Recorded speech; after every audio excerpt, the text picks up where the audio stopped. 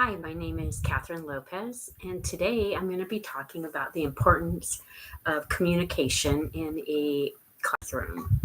Communication is so important and should be established at the very beginning of a class. And we want to build a sense of community within our classrooms, and we can build that sense of community through communication.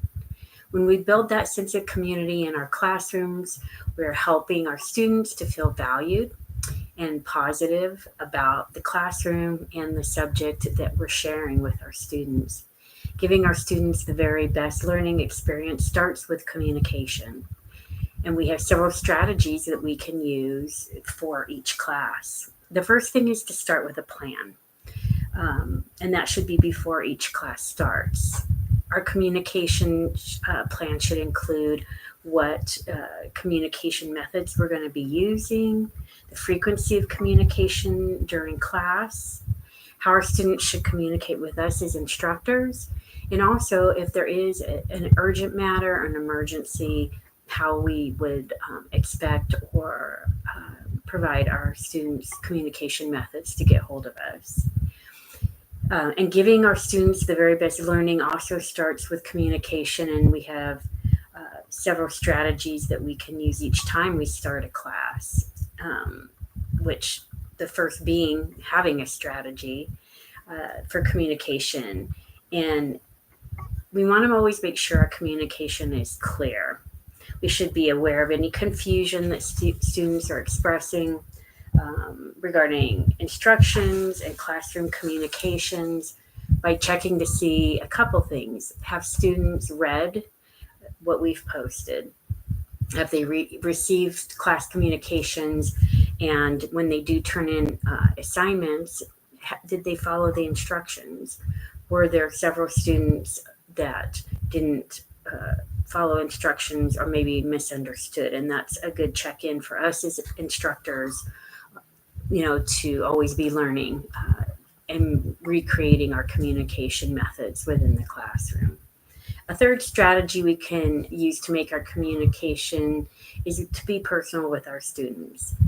That starts by sharing about ourselves, sharing our bio with our students so they know who we are, and then also reading each student's bio, understanding where they're coming from, what their background entails, and always making sure to make the communications personal, calling them by name, whether you're in an online class or in a in-person class.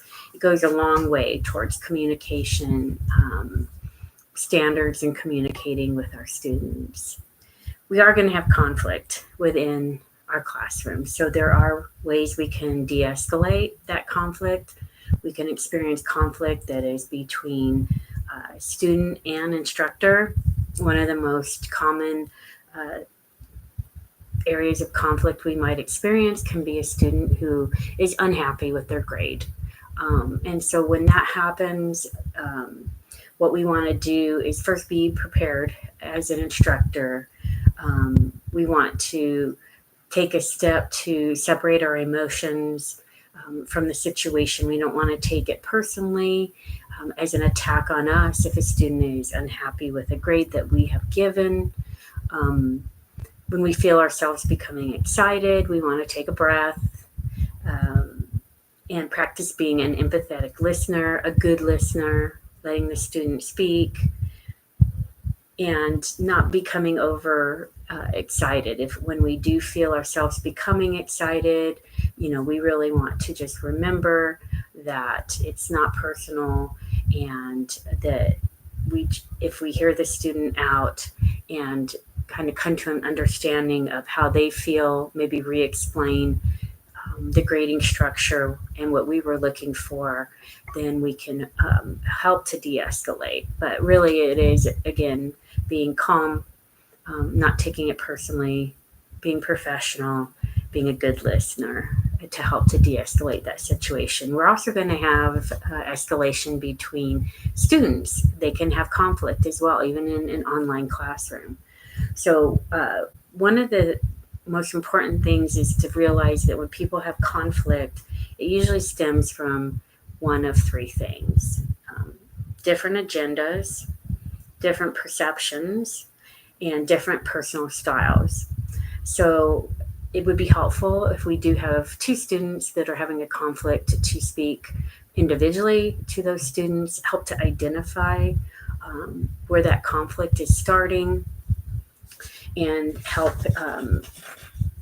to, help each student understand where the other is coming from. Also, if students, are crossing the line and maybe being inappropriate, like in a discussion forum, having that discussion with the student one-on-one. But we really need to use empathy. We want to be patient, respectful while we identify what the disagreement source is. So effective communication really is the cornerstone of a productive and positive classroom experience for our students, of course, mainly, but also for ourselves as instructors. So effective communication enables the best positive outcome for student learning and creates positive attitudes about the class and the topic that we are teaching our students. Thank you.